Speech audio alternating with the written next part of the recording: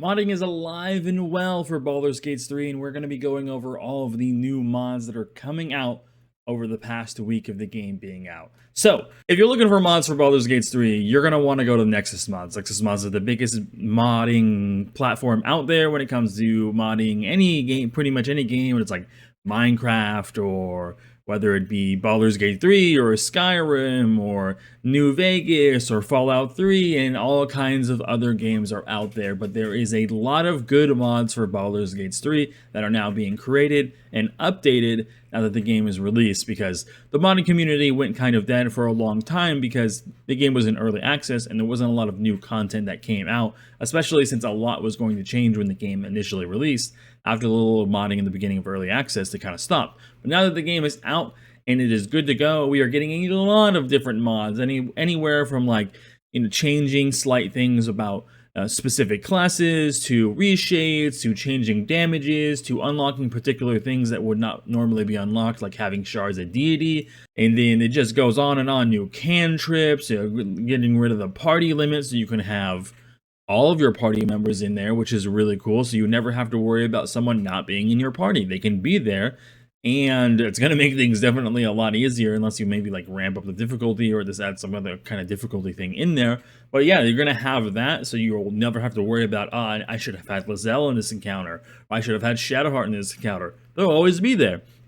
Changing meta magic, changing AI party control, different, things coming in when it comes to appearances and all kinds of war, it's like war domain improvements and all kinds of other subclasses added or changed and things in here. And a lot of these unleashed classes I've seen quite a bit of, where it's basically taking the class that already exists and kind of just giving it a little bit more. So you just start off with a very strong class, like Barbarian, having extra rage uses and just gaining feats at the beginning, which is crazy. So you'll have just a really strong characters if you have all these unleashed things from this mod creator, which is really cool. I've been looking at those, and all kinds of other little things, like adding in subclasses, which I love, because there's so many subclasses in the game that I would love to be there but aren't currently in there. That's going to take some work to get it. There's also been ones that have added spells into the game, which are missing currently from the game, which I think is really cool.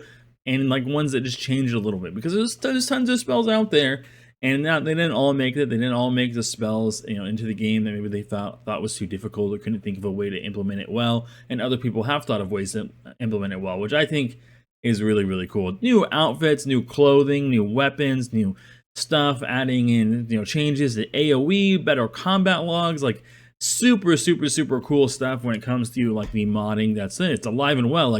These are all literal mods that have been updated today, because I have sorted this by most recently updated. So these are mods updated today, and we're not even into the ones that have been updated yesterday. There is just tons and tons of mods coming out, which I absolutely love. It's amazing. I can't wait to see how complicated and great these mods end up being. More 5e spells is the one that I was talking about earlier. Specific racial spells being added in that are not in the game, adding them back in so that they do have them when you could pick those characters.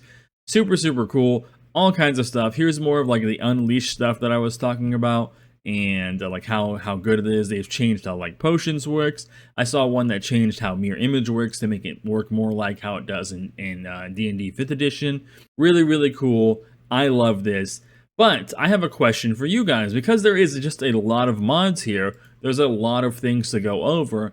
Do we want to look at this, or PC hair colors, or increased carrying capacity, or this, or that, or blonde edits, and this and that? What kind of mods do you guys actually want to see me cover? What kind of mods do you want me to dig through the trenches to show into a video? Whether it be here are customization mods that are for character customization. Here are mods that are for specific subclasses and things. Here are all the unleashed mods, and this is what they do, and things like that. What would you guys like to see? But anyways, I think that's all for now. There is just so much here that we could cover. I'm really looking at this one, level 20 multi-class. I thought this was really cool, so you can level one class to 12 and then level another to 8, because they haven't developed stuff past 12. So that's kind of how they get to get to a max level, but not exactly max level in the same class. This one looks pretty cool. Definitely gonna have to look at that. But anyways, I will see you guys all later. Thank you guys for coming on by, and bye.